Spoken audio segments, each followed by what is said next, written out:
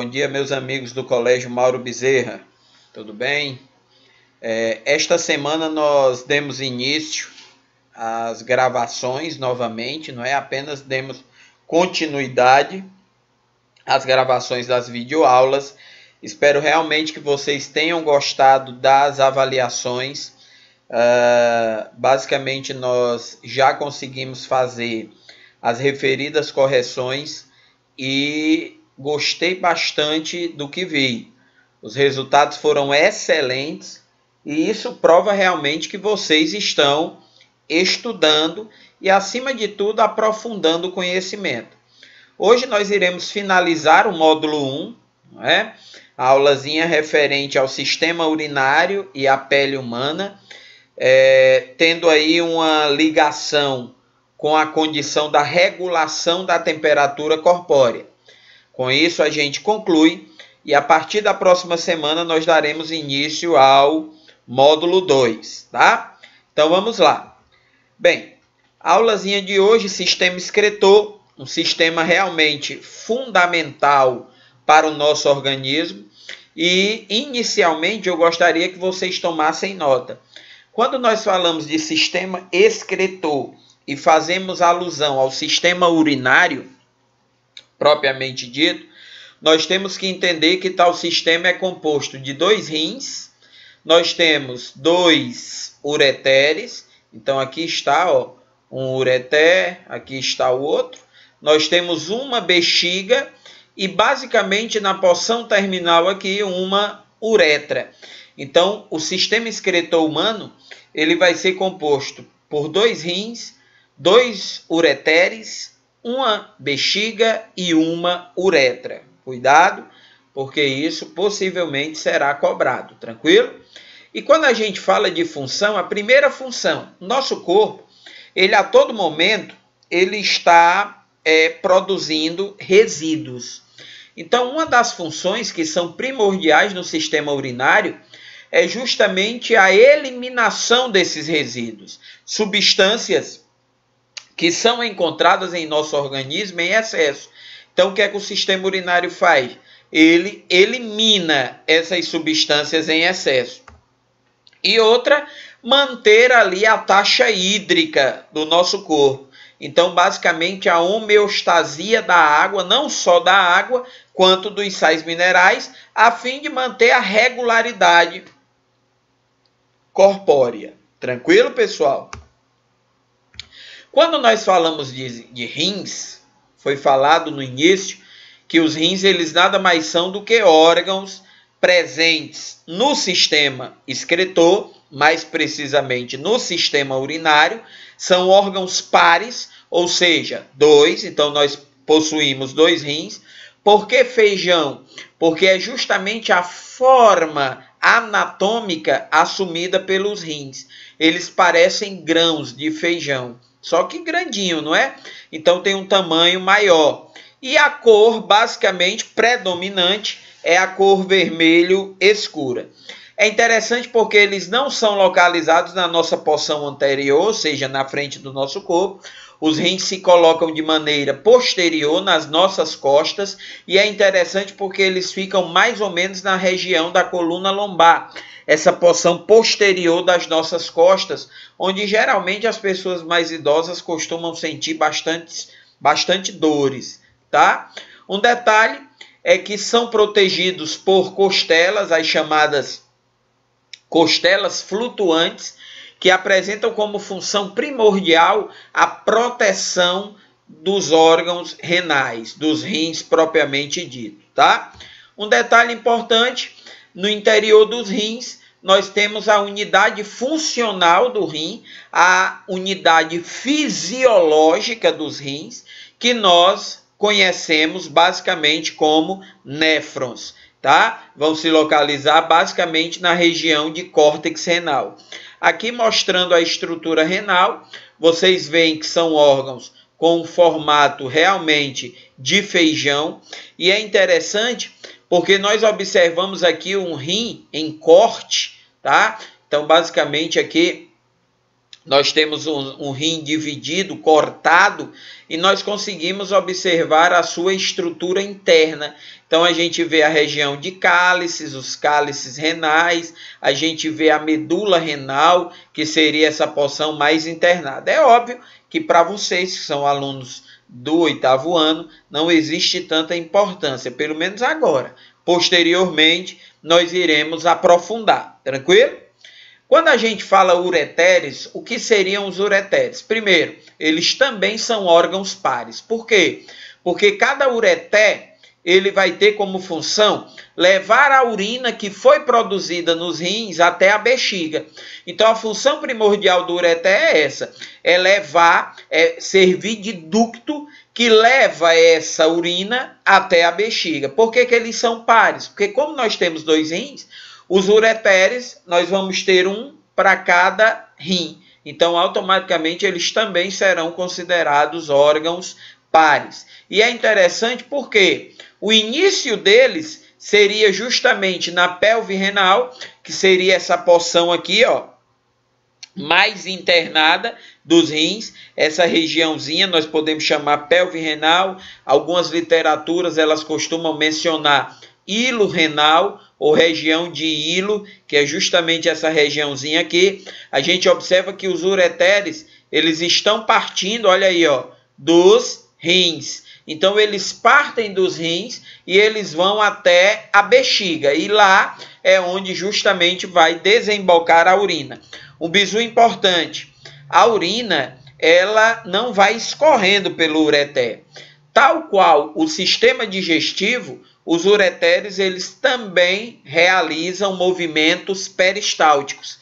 Então, os ureteres, eles realizam peristalse. E essa peristalse, ela vai justamente levando essa urina até a bexiga.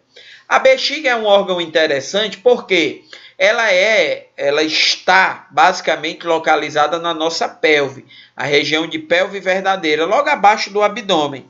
E é interessante porque quando a bexiga está vazia, ela vai se localizar na pelve. Mas a partir do momento que ela se completa com urina, ela sai da pelve e vem justamente para a região abdominal. O interessante, ela consegue armazenar basicamente 350 centímetros cúbicos, né? É a capacidade média da bexiga e ela está intimamente ligada ao processo mictório, ao ato de urinar. Tranquilo? Lembrando, quem leva a urina até a bexiga, os ureteres. Tranquilo? Temos a uretra. A uretra é um órgão interessante porque no homem, a uretra ela tem uma função dupla. Ela serve tanto para o ato de ejaculação, a questão da dispersão do sêmen, como também para a eliminação da urina. No caso, a uretra na mulher, ela tem a função única, que seria a eliminação de urina. E a principal finalidade de ambas é justamente liberar a urina que foi produzida no meio interno, jogá-la para o meio externo, tá bom? Coisa muito interessante, por quê? Porque a uretra, ela é quem comunica o meio interno com o meio externo corpóreo, tá?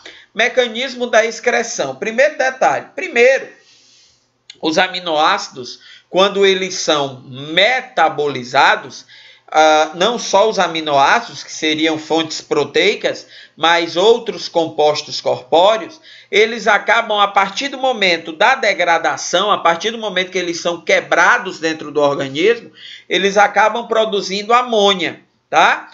Essa amônia, ela automaticamente chega ao fígado e lá no fígado a amônia é transformada em ureia.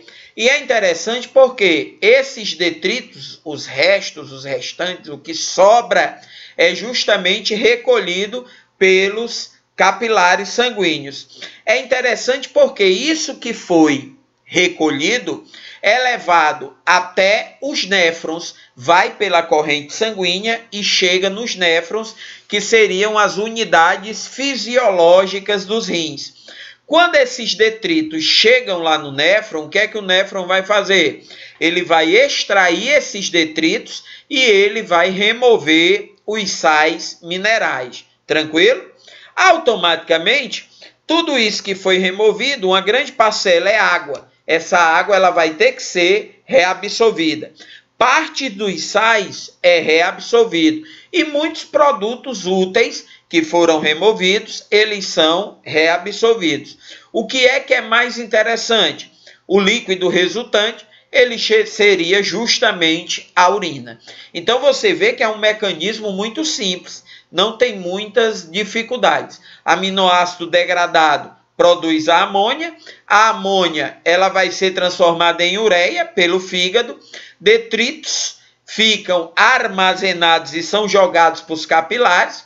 Os capilares levam esses detritos por meio dos vasos sanguíneos até os néfrons. O néfron extrai esses detritos, os sais minerais, e automaticamente tudo que foi produzido começa a ser reabsorvido. No caso, praticamente a água que foi produzida, parte dos sais e alguns produtos úteis, tendo como resíduo final a urina. Detalhe importante, geralmente pessoas que têm diabetes, que é diabetes, excesso de glicose na corrente sanguínea, elas acabam tendo a urina adocicada. Por quê?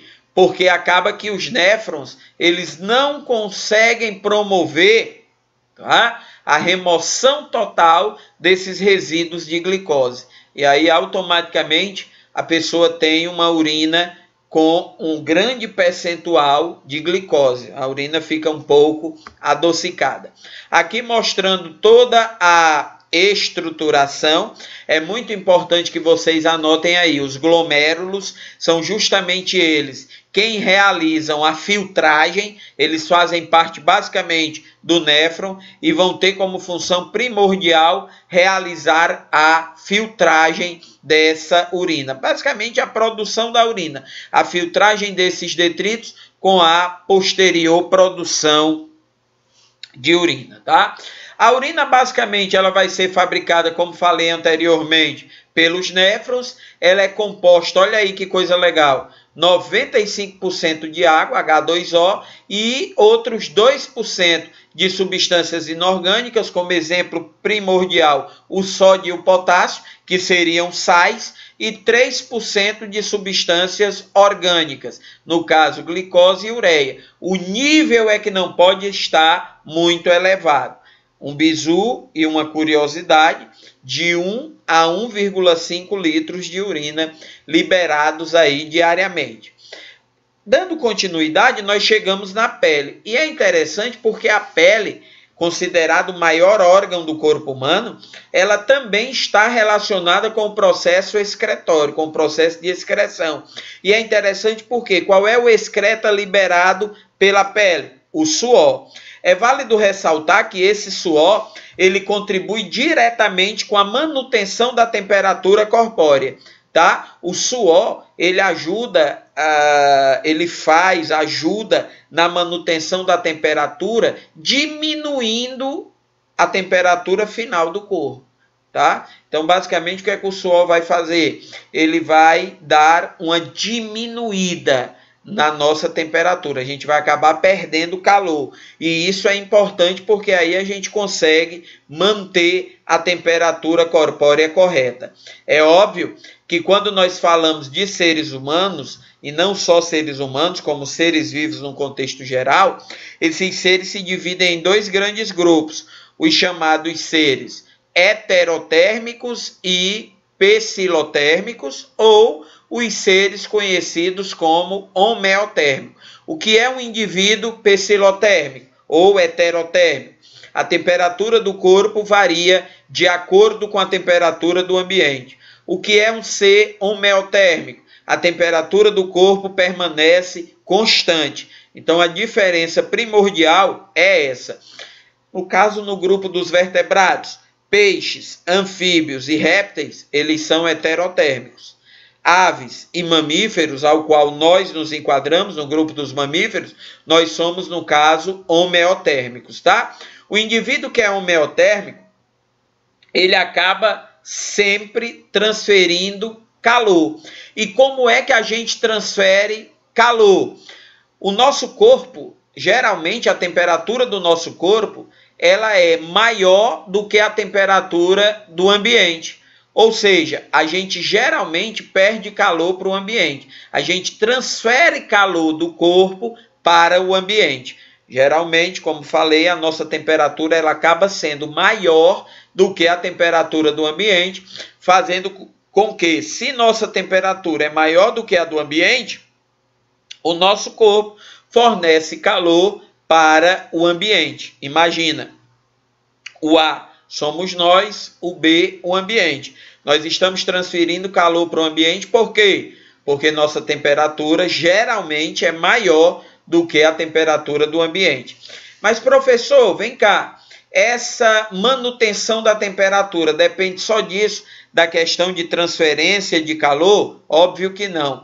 A respiração celular, ela está intimamente ligada na questão da energia que vai ser fornecida para a manutenção da nossa temperatura. Inclusive, anotem as mitocôndrias, que seriam, no caso, as organelas responsáveis por esse processo de manutenção.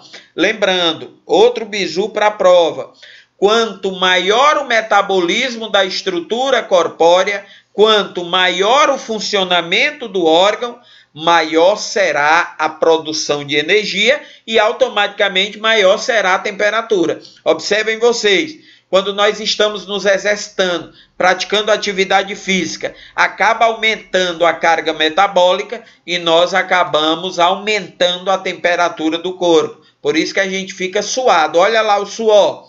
Nossa temperatura subiu muito e o suor ele vai ajudar na diminuição dessa temperatura, beleza?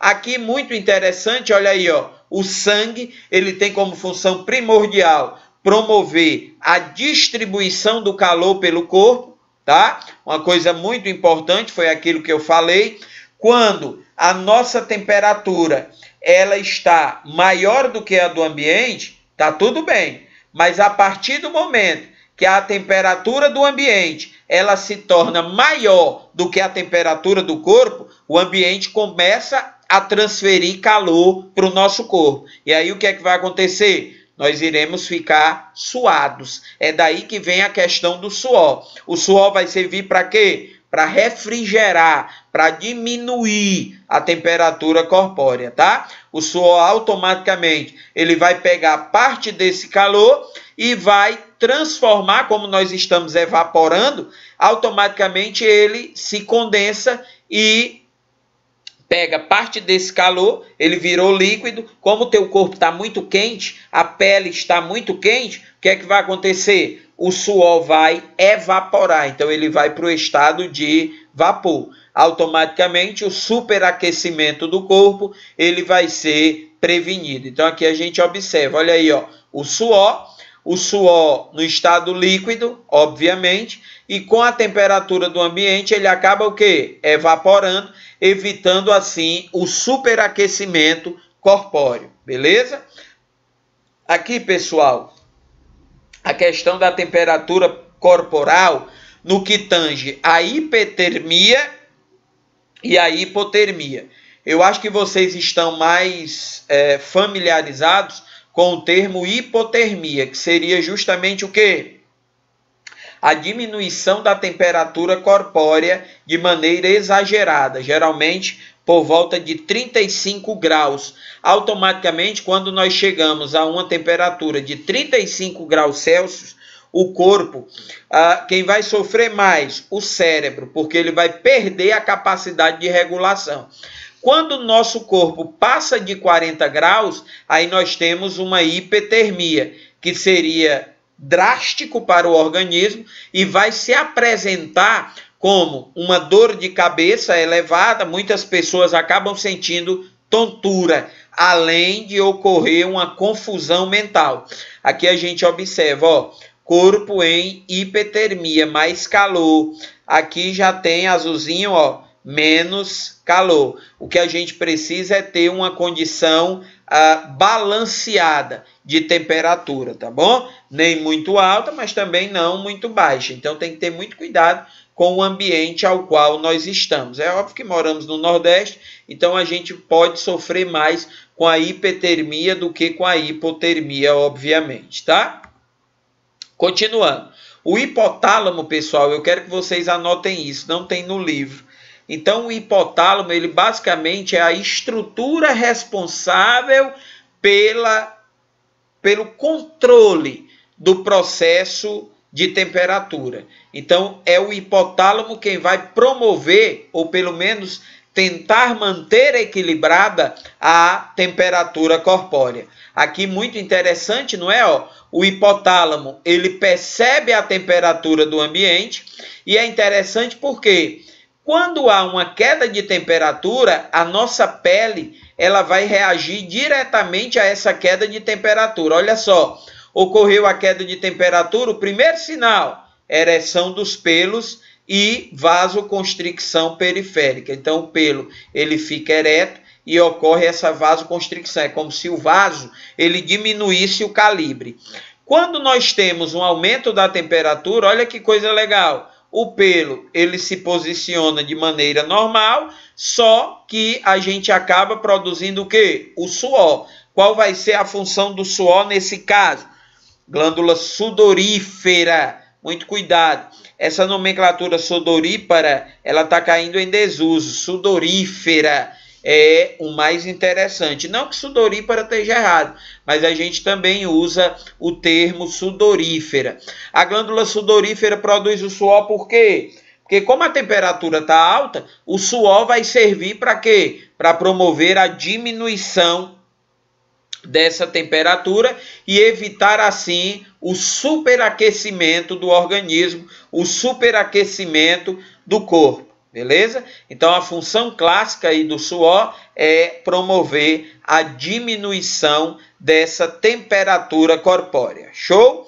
Aqui mostrando o controle da temperatura, muito interessante. O hipotálamo sempre trabalhando e é interessante porque se ocorrer o aumento da temperatura corporal, os receptores da pele vão perceber, vão mandar essa informação para o hipotálamo, vai ser produzido suor e a temperatura tende a diminuir. Se houver redução da temperatura corpórea, os receptores da pele percebem essa redução, mandam a informação para o hipotálamo e a gente produz menos suor. Geralmente, quando você está com frio, o que é que vai acontecer com o corpo? A gente começa a tremer, não é?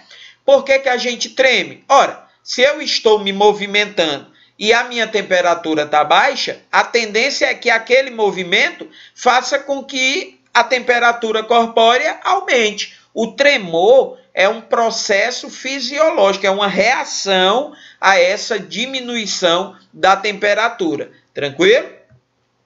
Aqui mostrando a vasodilatação. Tá? Essa vasodilatação ajuda justamente na dissipação do calor, para que a gente perda calor para o meio ambiente, diminuindo a temperatura, e a vasoconstricção, que ela tem como função diminuir a perda de calor. Então não esquece disso.